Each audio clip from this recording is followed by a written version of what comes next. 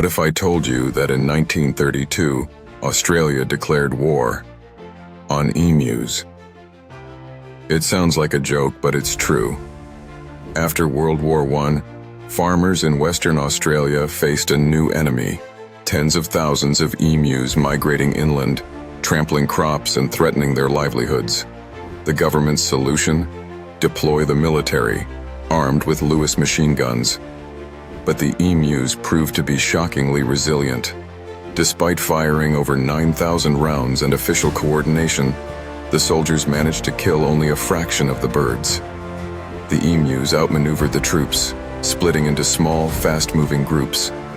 Even Major G.P.W. Meredith, who led the operation, admitted defeat.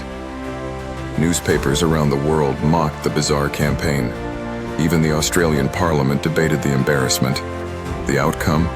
The emus won. The government withdrew, and the birds continued to roam free.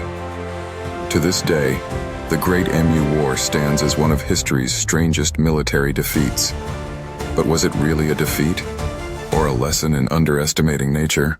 What do you think? Let me know in the comments. Also, please like and subscribe for more mysteries.